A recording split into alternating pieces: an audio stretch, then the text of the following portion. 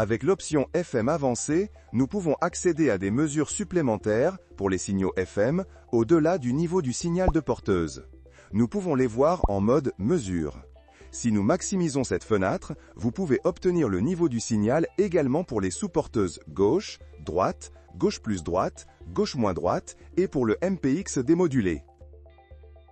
Ainsi que la déviation pour les porteuses gauche, droite, gauche plus droite, gauche moins droite et MPX et pour les pilotes RDS et stéréo.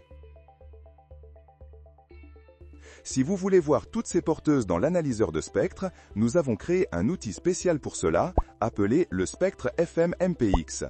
Ici, ce que vous verrez est le spectre entier du MPX contenant certaines de ces différentes sous-porteuses.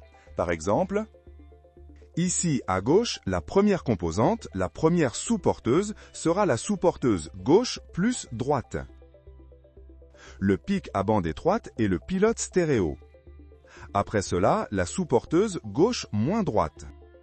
Enfin, ces deux pics ici, ensemble, sont la sous-porteuse RDS.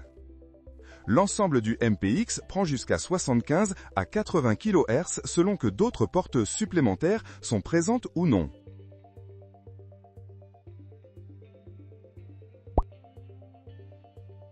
L'outil histogramme FM calcule la distribution de la déviation MPX en suivant les directives de mesure de l'UIT. Il existe deux façons principales de tracer l'histogramme qui peuvent être sélectionnées dans le menu des préférences de l'outil. 50 millisecondes. Cela prend plusieurs échantillons de mesure de déviation MPX sur une période de temps et ne conserve que la valeur maximale dans cette période. Cela est fait sur plusieurs périodes de temps, puis ces valeurs sont utilisées pour tracer les graphiques affichés à l'écran. Tous les échantillons. Dans ce cas, tous les échantillons de mesure sont pris et utilisés pour tracer les deux graphiques. Il est important de comprendre la différence entre le graphique « Conserver tous les échantillons » en jaune et le graphique « Accumuler » en vert.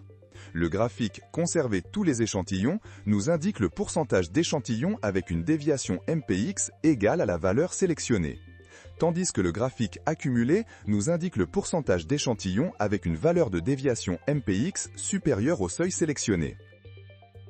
Pour choisir une valeur de déviation MPX ou un seuil spécifique, nous devons appuyer directement sur l'écran. Par exemple, disons que nous ne voulons pas que notre porteuse FM ait une déviation FM supérieure à 75 kHz, car c'est un seuil très courant à utiliser en FM.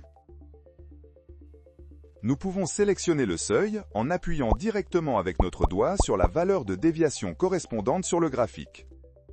Pour cette valeur spécifique, l'Atlas NG me montrera combien de toutes ces lectures ont une déviation MPX d'exactement 75 kHz. Et combien d'entre elles ont une déviation FM MPX de 75 kHz ou plus.